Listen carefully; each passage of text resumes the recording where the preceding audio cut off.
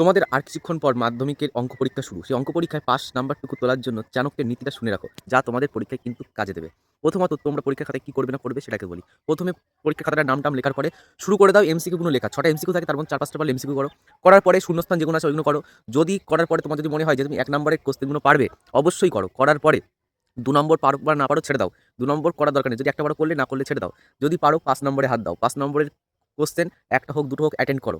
হয়ে গেল 10। আর দিক থেকে তোমাদের বেশ কিছুটা নাম্বার পেলে ওই তোমাদের এমসিকিউ আর ওই শূন্যস্থানের ওখান থেকে বেশ কিছু নাম্বার তোমরা পেয়ে গেলে। আর 1 নম্বরের ওখান থেকে বেশ কিছু নাম্বার তোমরা পেয়ে গেলে। ধরলাম টোটাল মিলিয়ে 10 পেলে। 10 আর এই 10 কত হলো? 20 হলো। আবার এখানে আসি, উপপাদ্য থেকে উপপাদ্য তোমাদের 4 মার্ক করে থাকে। সেখানে একটা উপপাদ্য লিখলে তাহলে কত হলো? 24। 24 হয়ে গেল। 24 আর প্রয়োগ নাম্বার থাকে 3। তাহলে 24 আর 3 কত হয়? 24, 25, 26, 27। 27 নাম্বার তোমার উঠে যাচ্ছে। আর রাশিবিজ্ঞান থেকে তো তোমাদের রিল্যাক্সের নাম্বার উঠেই যাবে। তা তোমরা বলো, এইগুলো তোমরা জাস্ট করো। রাশিবিজ্ঞান করলে রাশিবিজ্ঞান করবে সম্পাদ্য। তাহলে ওদিকে তোমাদের উঠে গেল 27-এরও তোমাদের হলো বেশি উঠে গেল। 26-27-এরও হলো বেশি উঠে রাশিবিজ্ঞান করে। আর কি বাকি থাকলো? সম্পাদ্য। সম্পাদ্য দেয় তোমাদের 5 মার্ক। ওই সম্পাদ্য করতে পারলেই একেবারে ফুল নাম্বার। তোমাদের 35 থেকে তোমরা হাতে নাগালে পুরো 40 নাম্বার আরামসে তোমরা তুলতে পারবে। টিপসটা কেমন লাগলো বলো? চাণক্য নীতিটা কেমন? কমেন্ট করে জানাও। আর এই ফরম্যাটটাই তুমি কিন্তু তোমার অঙ্ক পরীক্ষায় ব্যবহার করো। গ্যারান্টিতে বলছি পাস নাম্বারটুকু পাবে, প্লাস 50% নাম্বার উঠে যাবে।